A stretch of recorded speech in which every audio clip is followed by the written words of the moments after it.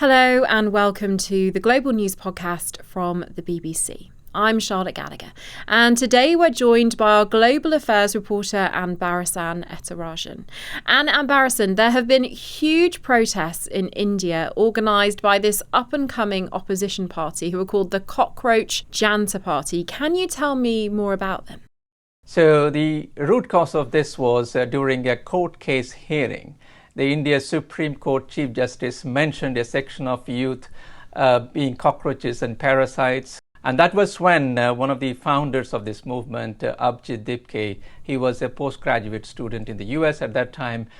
He was mentioning how about all the cockroaches come together.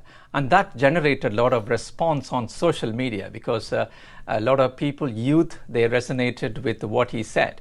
So that started as the Cockroach Janta Party on a social media as a symbol, and it was like a cockroach wearing a suit. Basically what this means is, there is a general belief that cockroaches are, it cannot be destroyed, even in a nuclear warfare or something, even though it's not scientifically proven.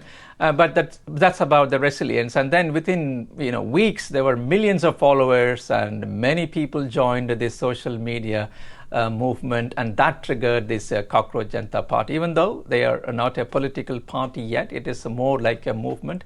So Mr. Dipke came back to India, and then he organized protests in several Indian cities. And their main demand was asking for educational reforms and also the sacking of India's federal education minister, because paper leaks for one of the key entrance exam for medical colleges. And then a well-known Indian activist from the Ladakh region, Sonam Wangchuk, joined the protest a few weeks ago, and that started as a hunger strike, indefinite hunger strike. Mr. Wangchuk was on hunger strike for nearly 20 days. After that, he was removed by police and admitted to a hospital because his health was deteriorating. Now, today, the protesters, more than expected, thousands of these young people, what you call Gen Z, they were marching towards Parliament because it's a very key day for Parliament session, monsoon session starting today. And there were allegations that was a baton charge and also tear gas. And what we understand is now the protest leaders have met government ministers, and they are now trying to wind down this protest. So why are so many young people in India so fed up and taking to the streets? Well, this started as a satirical movement attracting these millions of youth because they have a reason, because they feel that they are part of this India's success story, India's economic growth. Now, India has a population of about more than 360 million youth population, one of the highest in the world. Now, every year, India brings out about 5 million graduates. Now, how do you find jobs for these people? More than half of them get jobs, whereas the other half, they try to find jobs in other sectors. So the overall unemployment is low, probably about 5.5%. But then the youth unemployment, it goes up to 16%. And one report said it can, among the graduates, go up to 40%. So India has grown, India's economy has grown, but how far this is translating into jobs? That's the main question. Now, these entrance exams or exams for government jobs, they're highly sought after because that gives you stability and protection and security. Now, many of these youth people, the young people, are worried that these exams are being compromised because of corruption or somebody influential. That's one of the reasons why the youth, they want to say something like, we want something that is transparent, at the same time done in a proper way. Now, there are lots of jobs, but how many of the young people with the graduates getting the right kind of jobs which can change their livelihood? There are 2 million people in the gig economy delivering food. Is it going to change them economically? Yes, it can provide them some job, some food. But what it did not translate was people's aspiration, whether people can get the jobs they want so that for their qualification, they can improve their life and get better jobs. Narendra Modi and his party, the BJP, have dominated Indian politics for a decade now. So can an opposition movement like the Cockroach Janta Party have an impact? Well, what happened today was a clear reminder to the government that the youth in the country or a section of the youth are not happy. But of course, if you want to convert that into a political party and then taking part in the election, that is altogether a different story, because India is a huge country with different states, different languages. So how do you recognize yourself as a political party? That is a big challenge.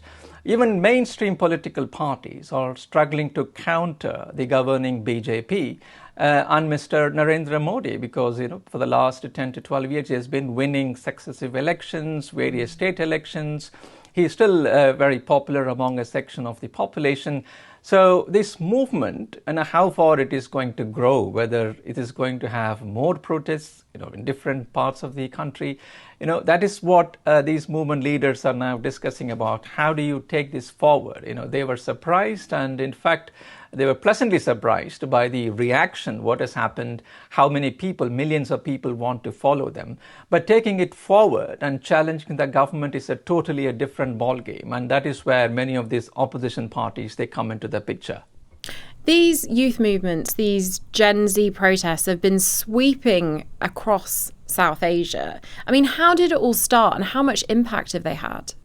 Well, if you see what happened in countries like Sri Lanka, Bangladesh and Nepal, definitely there were a lot of talks on social media. How come this is not happening in India? Because the youth are facing huge issues. There is a corruption issue here. Then the governance also is an issue here.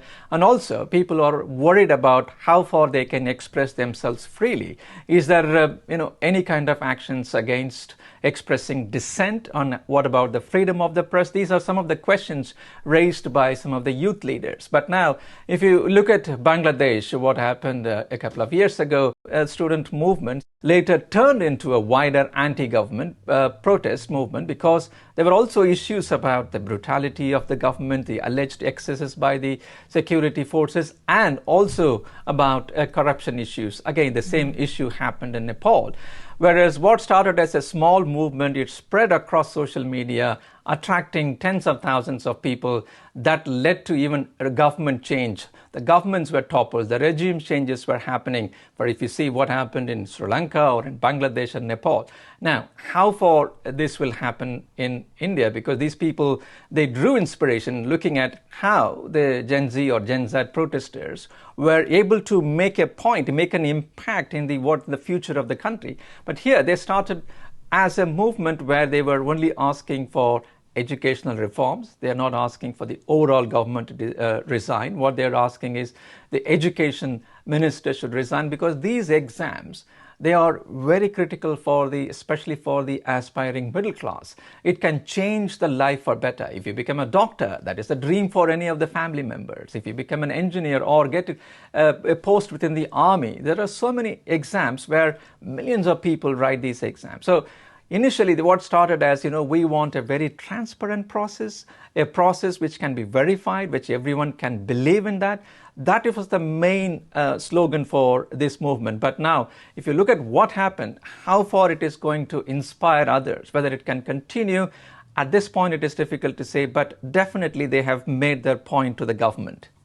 Anbarasan, thank you. That was Anbarasan Ethirajan. And if you would like to hear more from the Global News Podcast, please click the link below. Thanks for watching.